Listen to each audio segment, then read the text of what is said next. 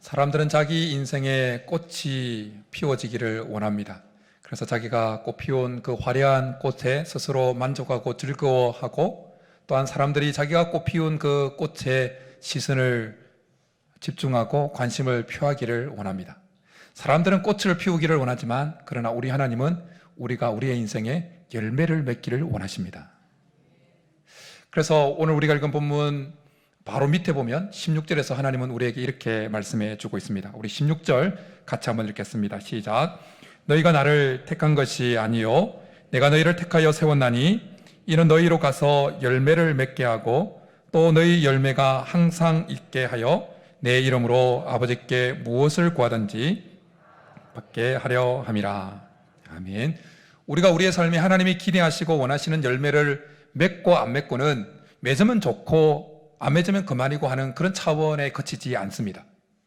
우리의 삶에, 우리의 마음에 하나님이 원하시는, 하나님이 찾으시는 열매를 맺고 안 맺고는 우리가 하나님과 더 깊은 관계로 들어가느냐, 아니면 하나님과의 관계가 완전히 쫑나버리느냐, 이것을 결정하게 되어집니다.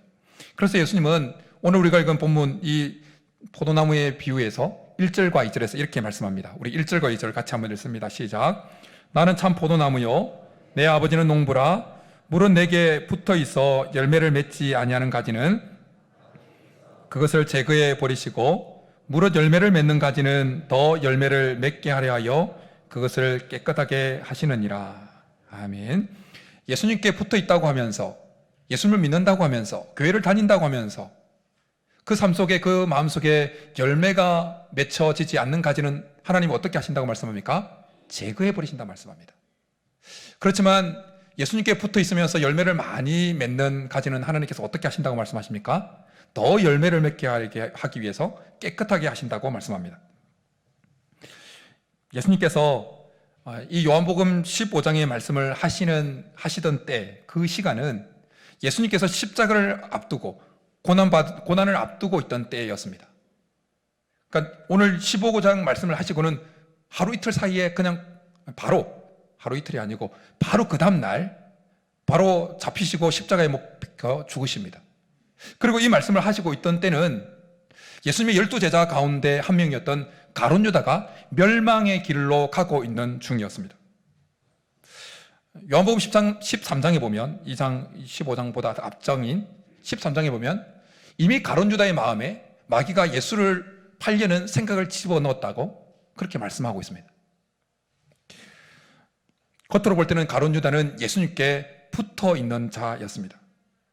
예수님께서 잡히시기 전날 제자들과 함께 마지막으로 식사를 하셨던 마지막 만찬 때, 그때 가룟 유다도 예수님께 발 씻음을 받았습니다.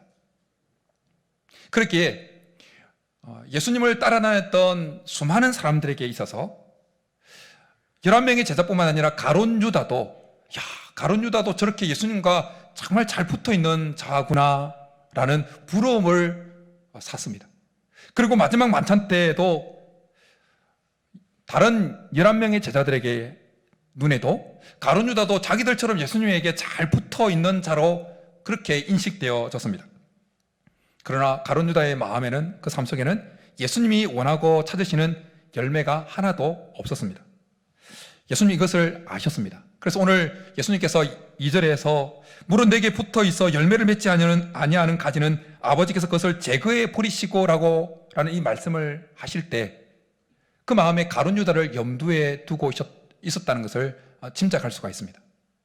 그리고 가룟 유다처럼 예수님께 한때는 붙어 있었지만 열매가 없이 결국 아버지께서 아버지로부터 제임을 받았던 그 사람들을 그 마음에 염두에 두고 계셨다고 자연스럽게 생각할 수가 있습니다. 예수님은 요한복음 13장에서 마지막 만찬 그때에 가룟 유다를 염두에 두시고는 이런 말씀을 하셨습니다. 너희가 깨끗하나 다는 아니니라. 그리고 오늘 본문에서 3절에서 이렇게 말씀합니다. 너희는 내가 일러준 말로 이미 깨끗하여졌으니. 예수님께서 이렇게 지금 3절에서 너희는 내가 일러준 말로 이미 깨끗하여졌다고 하는 이 말씀을 하시는 이유는, 이 요한복음 15장의 말씀은 가룟 유다를 제외한 11명의 제자를 대상으로 지금 말씀하고 있는 말씀이었기 때문입니다. 예수님은 자신의 고난과 십자가 죽음을 앞두고 나머지 11명의 제자들이 가룟 유다와는 달리 계속해서 예수님 안에 거하시면서 하나님이 원하시는 그 열매를 맺는 삶을 살기를 원하셔서 이 말씀을 해주고 계셨던 것입니다. 가룟 유다도 예수님을 따르는 그 다른 제자들과 함께 자들처럼 한때 모든 것을 버리고 예수님을 따랐던 자였습니다. 예수님과 함께 고난을 당하기도 했습니다. 예수님과 동고동락을 했습니다. 예수님 말씀에 한때는 순종했던 자였습니다.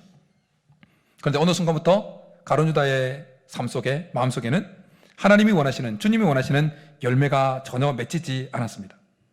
주님이 원하시는 열매가 아니라 사탄 마귀가 원하는 그 열매가 가룟 유다 마음속에, 삶 속에 맺히기 시작했습니다. 그래서 오늘 예수님께서 2절에서 말씀하신 것처럼 하나님부터 가지치기를 당했을 뿐만 아니라 6절에 나오는 말씀처럼 버려져서 불태움을 당하는 인생이 되어졌다는 것입니다. 교회 다니는 사람들 중에 자신이 예수님께 붙어 있다고 생각하면서도 자신의 삶에 맺히는 열매에 대해서 전혀 관심이 없거나 별로 관심이 없는 성도들이 꽤나 많이 있습니다. 자신의 삶에 하나님이 기대하는 열매보다는 교회를 이용해서, 하나님을 이용해서, 신앙을 이용해서 자신의 인생이 꽃피워지는 데 더 많은 관심과 신경을 쓰는 사람들이 의외로 많이 있습니다. 가룟 유다는 예수님과 그 일행, 그 제자단들이 사용하는 재정을 책임지는 자였습니다. 돈주머니를 책임지는 자였습니다. 가룟 유다는 예수님을 통해서 하나님의 뜻이 나타나는 것에 대해서는 별로 관심이 없었습니다. 가룟 유다는 어쨌든 그 자기가 맡은 그 돈주머니에 돈이 많이 들어와서 그 돈주머니에서 자기 호주머니로 돈을 옮겨갈 수 있는 그것에만 생각을 하고 있었습니다. 가룟 유다는 어쨌든 예수님의 그 일행, 그 예수님의 그 기적을 통해서 그 돈주머니에 돈이 들어오는 것을 통해서 자기 삶이, 자기 호주머니가 더 꽃피워지는 것을 간절히 소망하고 추구했던 자였습니다.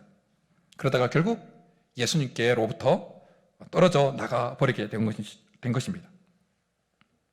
가룟 유다처럼 이 시대에 예수님을 대놓고 파는 성도들은 한 명도 없습니다. 그러나 예수님을 믿는다고 하면서도 하나님의 영광보다는, 하나님의 뜻이 이루어지는 것보다는 자기의 삶이 더 꽃피워지는 것에 온통 신경이 가 있는 사람은 이 시대에 예수님을 파는 가룟 유다와 비슷하다고 볼 수 있습니다. 그런 인생을 사는 사람은 예수님께 붙어 있는 듯 하지만 하나님이 원하시는 열매는 전혀 맺히지가 않습니다. 그러면 결국 어떻게 됩니까? 재버림을 당하게 되어진다는 것입니다. 저는 우리 성도님들 가운데 그렇게 제거함을 당하는 성도가 한 명도 없기를 간절히 축복합니다. 성경에서 포도나무는 이스라엘을 상징하는 나무로 종종 언급되어졌습니다. 그런데 구약에서 이스라엘 백성들은 하나님께 사랑을 받았지만 하나님이 원하시는 열매를 전혀 맺지 않았습니다. 하나님은 그들에게 정말 좋은 포도가 맺히기를 원하셔서 극상품 포도나무를 심으셨습니다. 그렇지만 그들에게서 맺힌 것은 다 들포도였어요. 먹을 수 없는 것. 자기만을 드러내는, 자기만을 꽃피우는 것이었습니다. 범죄였습니다. 죄악들이었습니다. 그런 그들에게 하나님 이사야 선지자를 통해서 이렇게 말씀합니다. 내가 그 울타리를 걷어 먹힘을 당하게 하며 그 담을 헐어 짓밟히게 할 것이요 내가 그것을 황폐하게 하리니 다시는 가지를 자름이나 복을 돋지 못하며 찔레와 가시가 날 것이며. 마태복음 21장에 보면 예수님께서 베단이라고 하는 그 동네에서 가버나움으로 예루살렘으로 들어가십니다. 그때 예수님께서 시장하셨습니다. 그런데 저 멀리 보니까 길가에 잎이 무성한 무화과 나무가 하나 보였습니다. 예수님은 그 무화과 나무, 잎이 무성한 무화과 나무에게 가서 열매를 찾으십니다. 기대하셨겠죠? 잎이 무성하니까 열매도 많이 있을 것이라고 예상했는지 모르겠습니다. 그런데 막상 찾아보니까 열매가 하나도 없었습니다. 그러자 예수님은 그 무화과 나무에 대해서 이렇게 말씀합니다. 이제부터 영원토록 내가 열매를 맺지 못하리라. 그러자 즉시 그 무화과 나무가 말랐다고 말씀하고 있습니다. 잎만 무성했던 무화과 나무처럼 세상적으로 화려하게 자신의 인생을 아무리 꽃피우고 있다 할지라도 그 인생 가운데, 그의 삶 가운데 하나님이 찾으시는 열매가 하나도 없으면 그 인생은 꽝이다라는 겁니다. 교회 안에서 뭐 분주하게 뭔가 잎이 풍성한 무화과 나무처럼 교회 안에서 뭔가 대단하게 뭔가 일을 하는 것처럼 그렇게 보여도 막상 주님이 우리 삶에 찾아오셔서 우리 삶을 뒤적거리면서 열매를 찾으실 때 내놓은 만한 열매가 하나도 없다면 그 인생은, 그 신앙생활은 꽝이다라는 겁니다. 불철주야 목회한다고 이렇게 신경 쓰고 해도 하나님이 찾아오셔서 제 삶을 뒤지면서, 저의 목회를 뒤집어서 제 삶에 하나님이 원하시는 열매가 하나도 안 난다. 그러면 제 목회는 꽝이다라는 겁니다. 그러게 우리는 신앙생활을 하면서 주님이 오늘이라도 찾아오셔서 우리의 삶을 뒤적거려서 열매를 찾으실 때 내놓을 만한 열매가 무엇인지, 어떤 열매를 내어놓을 수 있을지를 곰곰이 생각해 볼 필요가 있습니다.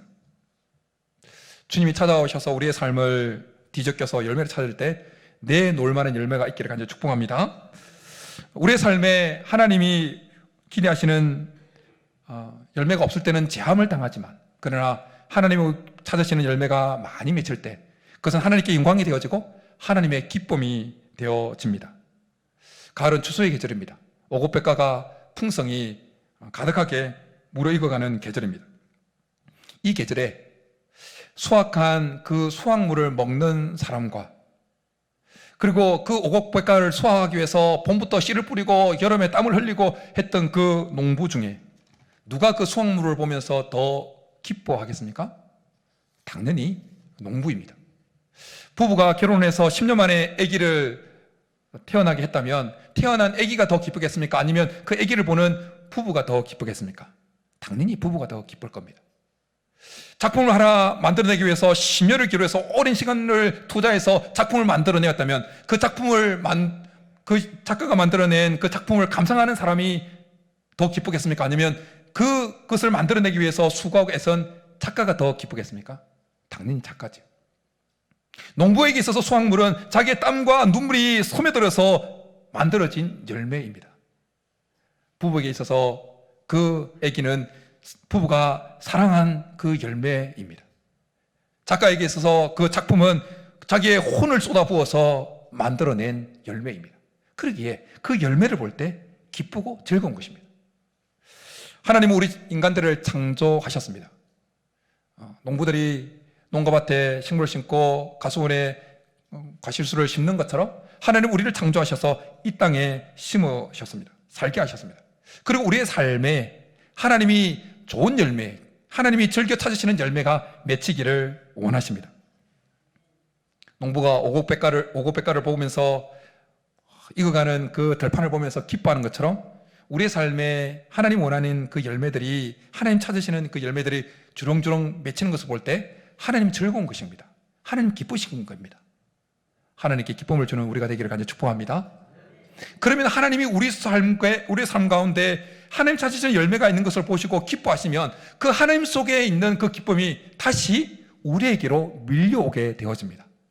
그래서 예수님은 11절에 이렇게 말씀합니다. 우리 11절 같이 한번 읽겠습니다. 시작. 내가 이것을 너희에게 이름은 내 기쁨이 너희 안에 있어 너희 기쁨을 충만하게 하려 함이라. 세례 요한은 예수님 오시는 길을 예비하기 위해서 6개월 전에 먼저 와서 사역을 했던 사역자입니다. 예수님께서 공생애를 시작하셨을 때 세례 요한에게 몰렸던 많은 사람들이 이제는 예수님께로 다 몰려가 버리게 되어집니다. 그 광경을 보고 세례 요한의 제자들이 세례 요한에게 와서, 자기의 선생 되어지는 세례 요한에게 와서 그 광경을 이야기해 줍니다. 위기의식을 느낀 거죠. 이제 망했다는 느낌을 받은 거죠. 그 이야기를 들은 세례 요한이 그 제자들에게 이런 이야기를 해 줍니다. 신부를 취하는 자는 신랑이나 서서 신랑의 음성을 듣는 친구가 크게 기뻐하나니 나는 이러한 기쁨으로 충만하였노라. 세례 요한 속에는 이미 하나님이 맺기를 원하는 그 열매들이 주렁주렁 맺히고 있었습니다. 그렇기에 세례 요한 마음속에는 예수님 속에 있던 그 기쁨이 그 속에 가득했던 것입니다. 그래서 이 고백을 할 수 있었다는 것입니다. 예수님께서 우리의 삶에 맺히기를 원하시는 열매는 무엇일까요? 그것은 성령의 열매입니다. 하나님은 사도 바울을 통해서 갈라디아서 5장에서 성령의 감동하심을 입어서 우리가 잘 아는 대로 성령의 9가지 열매를 말씀하셨죠. 오직 성령의 열매는 사랑과 희락과 화평과 오래 참음과 자비와 양성과 충성과 온유와 절제니 이 같은 것을 금지할 법이 없느니라. 바울이 성령의 감동을 입어서 갈라디아서 5장에서 말하고 있는 이 성령의 9가지 열매는 사실은 예수님의 성품이요, 예수님의 모습을 묘사한 것입니다. 그러기에 하나님께서 우리에게 정말 맺히기를 원하는 열매는 뭐냐면 예수님을 닮은 모습입니다. 예수님을 닮은 모습. 사람을 대하는, 어떤 일을 추구하는, 어떤 일을 결정하는 삶의 목표와 인생의 방향, 그 모든 것들이 예수님을 닮아 있기를 하나님은 원하신다는 것입니다. 그렇다면 예수님은 우리가 어떻게 하면 그 예수님을 닮아가고 하나님이 찾으시는 열매가 우리의 삶에 맺힐 수 있다고 말씀하십니까? 우리가 예수님 안에 거할 때라고 말씀합니다. 우리 5절 한번 같이 읽겠습니다. 시작. 나는 포도나무요 너희는 가지라. 그가 내 안에 내가 그 안에 거하면 사람이 열매를 많이 맺나니 나를 떠나서는 너희가 아무것도 할 수 없음이라. 사실 오늘 요한복음 15장의 말씀은 열매에 포커스가 맞춰져 있는 것이 아니라 더 근원적으로, 근본적으로 예수님 안에 거하는 것에 포커스가 맞춰져 있습니다. 열매라는 단어가 8번 등장하는데, 그런데 거한다는 그 메노라고 하는 헬라어는 10번 등장합니다. 사실 오늘 이 본문의 말씀은 예수님 안에 거하는 것에 집중되어 있습니다. 예수님 안에 거하면 자연스럽게 열매는 생겨나게 되어지기 때문에 예수님 안에 거하는 것에 포커스를 맞춰서 지금 말씀을 예수님께서 하고 계시는 겁니다. 예수님 안에 거하게 되어지면 자연스럽게 우리의 생각하는 바가 예수님을, 하나님이 생각하는 바를 닮아가게 되어집니다. 예수님 안에 거하게 되어지면 우리의 생각하는 것이, 다른 사람을 대하는 것이, 삶의 방식과 태도가, 인생의 목표가 예수님께 물들어가게 되어집니다. 그럼 닮아가게 되어져요. 제 아들이 3년 동안 예수님과 동거동락을 합니다. 그냥 수업 시간에 잠깐 수업 듣고 또 빠져나와서 자기 마음대로 살고 그런 것이 아니라 도제식 교육이었죠. 그러나 예수님과 동거동락을 하면서 예수님의 말 한마디, 예수님의 행동 하나하나, 그것을 직접 그냥 숨결을 느끼면서 그렇게 배웠죠, 제자들이. 그러면서 자기들도 모르게 제자들 속에는 예수님에게 물들어 갔습니다. 예수님의 사고방식이 물들어졌고, 예수님의 시선이 물들어졌고, 예수님의 마음이 제자들 속에 물들어졌습니다. 요한복음 15장에서 예수님 안에 거한다는 것은, 요한복음 15장에서 예수님 안에 거한다는 것은 어떤 공간적으로 거한다는 의미보다는 예수님과 영적 사귐을 계속한다는 의미입니다. 사귐을 계속한다는 의미예요. 사자성어 중에 금묵자흑이라는 사자성어가 있죠. 여러분 처음 들어보는 건 아닐 거예요. 금묵자흑. 먹을 가까이 하게 되어지면 자기도 모르게 까매진다는 거예요. 흑이 된다는 거예요. 흑. 까매진다는 거예요. 그런데 이 금묵자흑과 전혀 반대되어지는 의미를 가지고 있는 사자성어가 있습니다. 처음 들어보는 사자성어일 수 있는데 마중지봉이라는 사자성어가 있습니다. 그것은 이 마 가운데 있는 자란다는 쑥이라는 의미를 가지고 있습니다. 쑥이 원래 놓아두면 삐뚤삐뚤하게 자라지만 쪽빛쪽빛 잘 서는 마 속에서 자라게 되어지면 자기도 쑥도 반듯하게 자란다는 그런 의미를 가지고 있는 사자성어입니다. 근데 이 금묵자흑이나 마중지봉이나 이 두 사자성어는 모두 다 한 사람이 어떤 사람들과 어울려 사느냐에 따라서 그 같이 어울려 사는, 같이 함께 지내는 사람들로부터 영향을 받는다는 의미를 표현해주는 사자성어입니다. 나쁜 쪽으로 혹은 좋은 쪽으로. 우리가 예수님과 계속 영적 사귐을 하게 되어지면 결국 예수님께 물들고 예수님을 닮아가게 되어진다는 것입니다. 바라기는 우리 성도님 모두가 예수님 안에 계속 머물므로 예수님과 영적 사귐을 계속해서 예수님께 물들 수 있기를 간절히 축복합니다. 가을 단풍을 보면서, 지난번 우리가 전교인 한번 갔잖아요. 단풍을 보면서 나도 예수님께 물들기를 원한다, 이 고백을 하면서 정말 예수님과 영적 사귐을 계속하면서 예수님의 모든 것에 물들 수 있기를 간절히 축복합니다. 그런데 여기서부터 더 말씀이 더 깊어집니다. 그런데 우리가 뻣뻣하게 살아있으면서 예수님 안에 거할 수는 없습니다. 우리가 다른 사람들로부터 영광과 주목을 받으려고 꽃을 계속 피우고 있는 상태에서는 주님과 사귐을 할 수가 없습니다. 우리가 영광을 받으려고 하고 우리가 중심이 되려고 하고 우리의 고집이 살아있는 상태에서는 예수님과 계속해서 영적 사귐을 지속할 수가 없게 되어집니다. 우리가 예수님 안에 있으면서 우리가 중심이 되려고 하고 우리가 꽃을 피워서 주목을 받으려고 하는 그 자아를 계속해서 십자가에 못 박을 때야 우리가 예수님 안에 계속 거할 수가 있는 것입니다. 우리가 꽃을 피워서 날 좀 보소 하는 그 자아를 계속 십자가에 못 박을 때 우리는 예수님 안에서 영적 교제를 계속 나눌 수 있다는 것입니다. 좋은 열매는 좋은 나무에서 납니다. 좋은 열매는 좋은 나무가 좋으면 열매 맺히게 되어진다는 것입니다. 그래서 예수님은 누가복음 6장에서 이런 말씀을 해주십니다. 못된 열매 맺는 좋은 나무가 없고 또 좋은 열매 맺는 못된 나무가 없느니라. 나무가 좋아야 좋은 열매가 맺힙니다. 그래서 과일 농사 지으시는 분들 보면 열매 자체보다는 그 나무에 대해서 신경을 많이 씁니다. 그럼도 많이 주고 가지치기도 해주고 나무가 좋아지면 나무가 건강해지면 자연스럽게 좋은 열매가 맺히는 것을 그들이 잘 알고 있기 때문입니다. 그런데 우리는 원죄를 가지고 태어난 자들입니다. 그래서 우리의 본성으로만 보면 우리는 결코 좋은 나무가 아닙니다. 그러기에 우리에게서는 결코 좋은 열매가 맺힐 수가 없습니다. 그렇지만 하나님의 은혜로 우리는 좋은 나무인 예수님에게 접붙임을 받은 자가 되었습니다. 그래서 사도 바울은 이것을 로마서 11장에서 이렇게 표현해 주고 있습니다.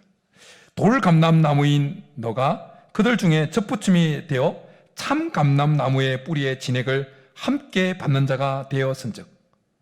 우리는 돌감람나무, 그냥 먹을 수도 없고 그냥 버려야 되는 돌감람 열매를 맺을 수밖에 없는 자였는데 우리가 하나님 은혜로 참 감람나무 대신 예수님에게 접붙임을 받았다는 겁니다. 그런데 이 말씀을 하시고는 곧장 이어서 아주 엄중한 말씀을 해주고 있습니다. 높은 마음을 품지 말고 도리어 두려워하라. 하나님이 원 가지들도 아끼지 아니하였은즉 너도 아끼지 아니하시리라. 하나님이 아끼지 아니하셨다고 하는 그 원 가지들은 유대인들을 가리키는 겁니다. 예수님 마태복음 6장에서 유대인들의 그 실상을 외식하는 유대인들의 실상을 고발하시면서 말씀하셨습니다. 외식하는 유대인들은 그들의 행위와 그들의 의를 자랑했습니다. 그것을 계속해서 드러내면서 사람들의 이목을 끌려고 했습니다. 마태복음 6장에 보면 외식하는 유대인들은 구제할 때도 내가 구제한다고 사람들이 많이 다니는 거리와 그 어귀에 서서 나팔을 불었습니다. 사람들의 영광을 얻기 위해서. 그런가 하면 외식하는 유대인들은 기도할 때도 사람들에게 칭찬을 듣고 사람들의 시선을 끌기 위해서 사람들이 많이 다니는 거리 어귀에 서서 기도를 했습니다. 그런가 하면 금식할 때도 사람들에게 관심을 끌려고 괴로운 척하면서 슬픈 척을 했습니다. 외식적인 행위를 통해서라도 사람들의 이목을 끌 수 있다면 그렇게 하려고, 그렇게 해서라도 자기의 꽃을 피우려고 했던 그들은 결국 원래는 하나님께 붙어져 있는 가지였지만 제거함을 당했다라는 것입니다. 그러기에 우리는 하나님의 은혜로 참 좋은 나무 대신 예수 그리스도에게 접붙임을 받은 존재라면 우리가 계속해서 예수님에게 붙어 있기 위해서는 우리 자아를 계속해서 십자가에 죽여야 한다는 것입니다. 우리가 중심이 되려고 하고 우리가 다른 사람의 관심을 받으려고 계속 꽃이 되려고 하는 그 자아를 십자가에 못 박아 죽여야 한다는 것입니다. 그래야 우리는 계속해서 참 포도나무 대신 예수 그리스도께 붙어 있어서 계속 좋은 나무로 좋은 열매를 맺을 수가 있다는 것입니다. 꽃이 져야 합니다. 자기를 드러내려고 하는 그 자아, 비랑아리랑 나오는 날 좀 보소 하는 그 마음을 철저히 십자가에 죽여야 됩니다. 내가 그래도 뭔데 하는 그 자세를 가차없이 십자가에 죽여야, 그래야 우리 안에 예수 그리스도께서 원하시는 열매가 맺히는 것입니다. 계속 꽃을 피우고 있으면 열매가 맺혀지지 않습니다. 이 가을에 자연 만물을 보십시오. 과실수가 주렁주렁 그렇게 열매가 맺혀지게 되어진 것은 그게 봄에 피었던 그 화려했던 사람들의 주목을 끌었던 와 예쁘다고 주목을 끌었던 그 꽃이 다 떨어졌기 때문에 열매가 맺힌 것입니다. 만약 봄에 피었던 사람들의 이목을 끌었던 그 꽃이 여전히 피어있는 과실수라면 그 과실수에는 열매가 맺히지 않았을 겁니다. 가지가 열매를 맺는 이유는 그 나무의 주인인 농부를 위해서입니다. 8절에서 이렇게 말씀합니다. 너희가 열매를 많이 맺으면 내 아버지께서 영광을 받으실 것이요 너희가 내 제자가 되리라. 우리가 정말 예수 그리스도를 믿고 있는 성도라면 우리의 삶은 우리 자신이 영광을 받는 삶이 되어서는 안 됩니다. 우리가 정말 예수님과 연합한 자라고 고백하고 있다면 우리가 중심이 되려고 하는 삶을 버려야 되는 것입니다. 우리가 정말 예수님의 제자다, 예수님을 믿는 자라고 한다면 우리가 다른 사람의 주목을 받고 관심을 받으려고 하는 꽃이 되는 삶이 되어서는 안 된다는 것입니다. 우리의 모든 것은 하나님의 영광을 위한 것이 되어야 합니다. 이 사실이 아직까지 100% 마음으로 동의가 안 된다면 아직까지 우리의 자아가 십자가에 죽지 않고 여전히 살아있다는 증거입니다. 하나님은 사도 바울을 통해서 너희가 먹든지 마시든지 무엇을 하든지 다 하나님의 영광을 위해서 하라고 말씀하십니다. 이 말씀에 100% 동의가 되어지고 아멘이 되어지고 그렇게 하고 싶은 마음이 일어나지 않는다면 아직까지 그 자아가 여전히 시퍼렇게 살아있다는 증거입니다. 아직 여전히 자기 꽃을 피우고 있는 자라는 것입니다. 예수님은 요한복음 12장에서 인자가 영광을 받을 때가 왔다고 말씀하시면서 이런 말씀을 하십니다. 하늘의 밀이 땅에 떨어져 죽지 아니하면 하늘 그대로 있고 죽으면 많은 열매를 맺느니라. 자기의 생명을 사랑하는 자는 잃어버릴 것이요 이 세상에서 자기의 생명을 미워하는 자는 영생하도록 보존하리라. 우리가 복음서를 통해서 예수님의 생애를 보게 되어지면 예수님의 공생애는 많은 사람들에게 주목을 받는 생이었어요. 예수님이 어디를 가시든지 사람들이 떼거지같이 막 수많은 사람들이 몰려다녔습니다. 몰래 어디 쉬러 가셨어도 사람들이 몰려서 예수님에게 달려들었어요. 예수님 가까이 오려고. 요즘에 아이돌에 모여드는 사람들처럼, 젊은 애들처럼 예수님은 아이돌 저리 가라 할 정도의 인기를 구가하던 그런 생이었어요. 어떤 면에서 보면 예수님의 그 공생애는 꽃을 활짝 피운 시기였어요. 어떤 꽃과도 비교할 수 없는, 모든 사람들이 주목하는, 모든 사람들의 시선이 가는 그런 화려한 꽃을 피우는 시기였습니다. 그런데 예수님은 모든 사람이 관심을 가지고 집중하는 그 화려한 꽃을 십자가에서 시들어 죽게 만들어버립니다. 십자가에서 그 꽃을 떨어지게 만듭니다. 짓밟히고 모욕당하고 하면서 그 화려했던 꽃을 다 시들어 떨어져 버리게 만듭니다. 그랬을 때 어떤 역사가 일어납니까? 그 십자가, 그 화려했던 모든 꽃이, 모든 사람을 주목하게 만들었던 그 꽃이 십자가에서 다 떨어졌을 때 그 십자가에서 온 인류를 구원하는, 모든 인류가 하나님께로 나아갈 수 있는 그 구원의 길이라고 하는 그 열매가, 세상 어떤 것에도 비교할 수 없는 그 귀한 열매가 탁 맺히게 되어진 것입니다. 예수님이 모든 사람에게 추종을 받는 그 화려한 꽃을 피우고 있던 그 시기에는 결코 그런 열매가, 모든 사람이 믿기만 하면 하나님께로 가게 만드는 그 구원의 열매라고 하는, 구원의 길이라고 하는 열매가 결코 맺히지 않았습니다.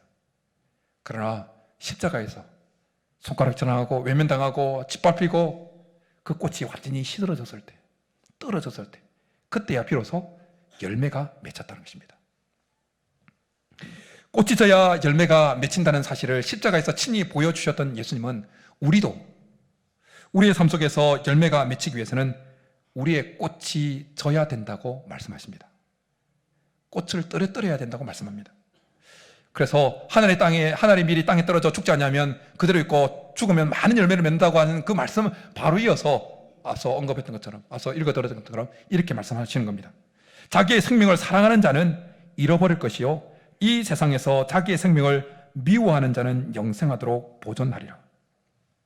이 세상에서 자기의 생명을 미워하는 자, 그것을 다르게 표현하면 자기의 꽃을 떨어뜨리게 만드는 자, 다른 사람의 주목을 받고 내가 중심이 되어가려고 하는 그 생각, 여전히 꽃으로 피어 있으려고 하는 그 마음을 십자가에 못 박는 자, 자기 생명을 미워하는 자, 그 자는 영생하도록 보존되리라 말씀합니다. 영생을 열매로 계속해서 얻게 되어진다는 것입니다. 그러나 자기 생명을 사랑하는 자, 자기 생명을 사랑하는 자를 꽃이 피어한다면 여전히 자기 꽃이 계속 피어 있어서 다른 사람들부터 하나님이 주목받기보다는 내가 더 주목을 받으려고 하고, 하나님이 중심이 되기보다는 자신이 중심이 되려고 하는 그 자기 생명을 사랑하는 자, 그 자는 잃어버릴 것이라 말씀합니다. 뭘 잃어버린다는 겁니까? 영생을 잃어버린다는 거예요. 결국 오늘 본문의 말씀처럼 제거함을 당한다는 거예요. 제거함을. 겉으로 볼 때는 예수님에게 붙어 있는 것처럼 보였던 가룟 유다는 사실 예수님과의 사귐이 어느 순간부터는 사라져 버렸습니다. 왜냐하면 예수님에게 겉으로 볼 때는 붙어 있었습니다. 누가 봐도 예수님에게 붙어 있는 자였습니다. 그렇지만 그 속에는 예수님보다는 자기의 인생을 더 꽃피우려고 하는 생각이 더 강했습니다. 그래서 자기를 죽이지 않았습니다. 여전히 자기가 중심이 되려고 했고, 여전히 자기가 자기 인생을 꽃피우려고 했던 거예요. 그래서 결국 제거함을 당한 거예요. 그러나 오늘 이 요한복음 15장의 말씀을 듣고 있던 다른 11명의 제자들은 예수님 말씀대로 자기의 꽃을 시들게 만들었습니다. 예수님을 닮아서. 예수님께서 십자가에 자기 꽃을 완전히 시들게 만들었던 것처럼 11명의 제자들도 자기가 꽃이 되려고 하는, 자기가 주목받으려고 하는, 자기가 중심이 되어야만 한다는 그 생각을 십자가에 철저히 못 박았습니다. 그래서 이 사도행전 13장에 넘어가 보면 베드로와 요한이 제9식 기도 시간에 성전에 기도하러 올라가다가 성전 미문에 앉아있는 나면서부터 걸을 수 없던 그 장애인을 예수 그리스도의 이름으로 걷게 하는 사건이 기록되어 있습니다. 그때 베드로와 요한이 그 나면서부터 걸을 수 없던 그 장애인을 걷게 했을 때 그 나음을 받은 그 장애인이 베드로와 요한을 붙잡습니다. 그러자 모든 사람들의 시선이 베드로와 요한에게로 향하게 되어집니다. 그때 베드로와 요한이 그 사람들에게 이런 말을 해줍니다. 이스라엘 사람들아, 이 일을 왜 놀랍게 여기느냐? 우리 개인의 권능과 경건으로 이 사람을 걷게 한 것처럼 왜 우리를 주목하느냐? 그러면서 그들에게 쏠렸던 사람들의 시선을 예수 그리스도에게로 향하게 만듭니다. 사랑하는 성도 여러분, 꽃이 져야 열매가 맺힙니다. 우리가 주님 앞에 서는 그날까지 우리 자신이 주목을 받으려고 하는, 우리가 영광을 받으려고 하는, 우리가 중심이 되려고 하는 그 자아를 계속해서 십자가에 못 박아 죽일 수 있기를 축복합니다. 우리 자아가 계속해서 우리 자신을 계속 꼽히려고 하는 그 자아를 계속해서 십자가에 못 박아 죽임으로 주님과 계속해서 깊은 영적 사귐을 하고, 그래서 우리가 주님께 모든 면에서 물들어가고 예수님을 닮아갈 수 있기를 간절히 축복합니다. 그래서 주님이 심판주로 오셔서 오늘이라도 우리에게 오셔서 우리의 삶을 뒤적거리시면서 열매를 찾으실 때 주님 앞에 예수님을 닮아있는 우리의 모습을 열매로 내어드릴 수 있는 우리가 모두가 될 수 있기를 주님으로 축복합니다. 이 시간 우리 말씀 생각하면서 내가 주인 삼은 것 모든 것 내려놓고 우리가 한 번 더 우리의 꽃을 피우려고 했던 그 마음들을, 자아를 십자가에 못 박으면서 찬양하고 기도하며 나가겠습니다.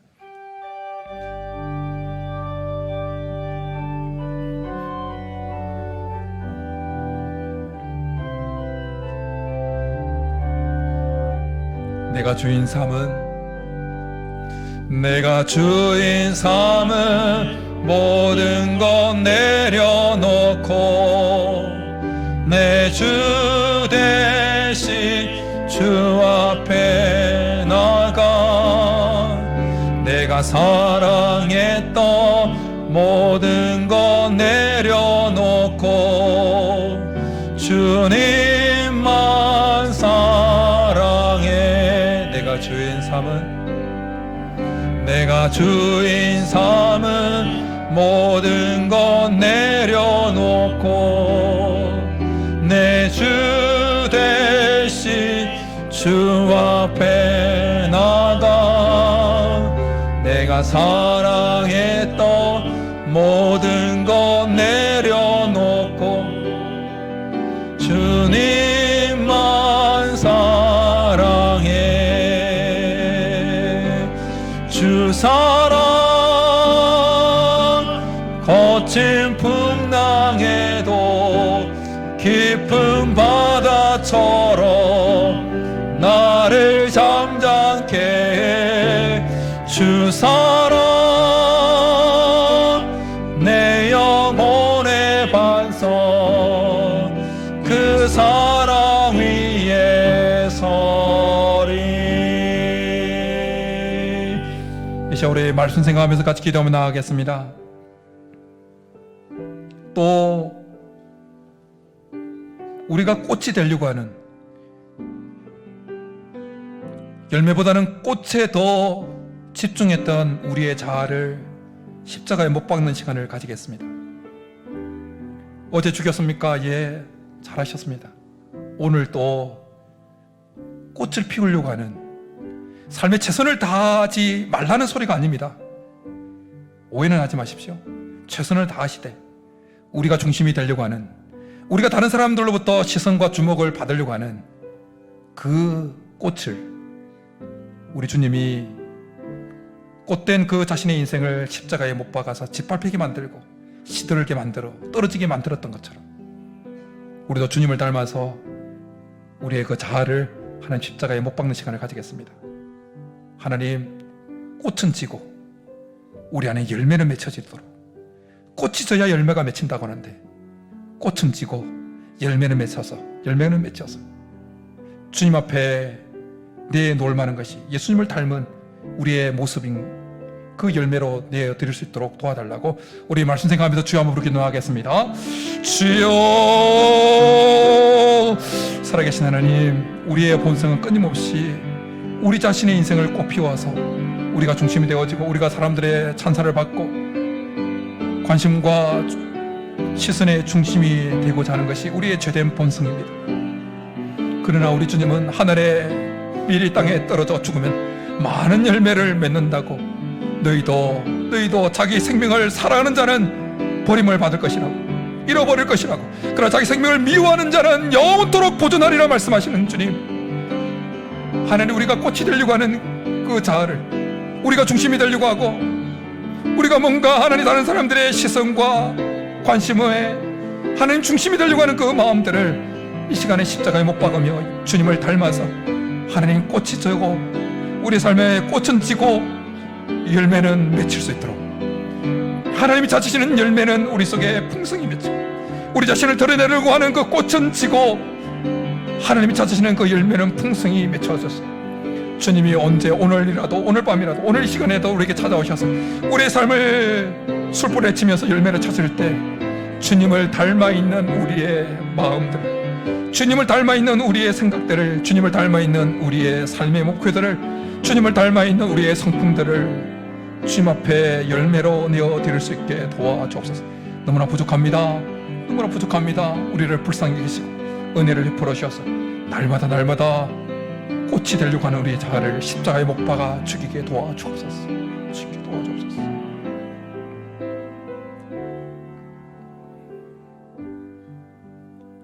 오늘 말씀을 통해서나 자연의 섭리를 통해서 꽃이 져야만 열매가 맺힌다는 사실을 강하게 크게 말씀해 주시는 하나님, 우리의 본성은 항상 꽃을 피우려고 합니다. 우리의 본성은 우리가 꽃을 계속해서 더 화려하게 피워서 다른 사람들의 시선과 관심을 받는 그 한 중심에 서고자 합니다. 주님이 이 마음을, 이 자아를, 계속 꽃을 피우려고 하는 우리의 자아를 이 시간 십자가 아래 다시금 못 박습니다. 주님이 그러셨던 것처럼 화려했던 그 꽃과 같은 인생을, 그 모든 것들을 십자가에 못 박음으로 이 세상 어떤 것에서도 찾을 수 없는 구원의 열매를 맺으셨던 것처럼 주님, 우리도 주님을 닮아서 꽃대를 구하는 꽃을 계속 피우고자 하는 우리의 자아를 십자가에 못 박음으로 우리의 삶이, 우리의 성품이, 우리의 마음이 주님을 닮아가는 그 열매가 맺히게 도와 주옵소서. 그래서 주님이 오늘 이 시간에 찾아오셔서 우리의 삶을 해치시면서 열매를 찾으실 때 주님을 닮아 있는 그 모습을 열매로 내놓을 수 있는 우리 모두가 되게 도와 주옵소서. 그렇게 해주시기를 간절히 바라고 나오며 예수님의 이름으로 축복하며 기도드립니다. 아멘.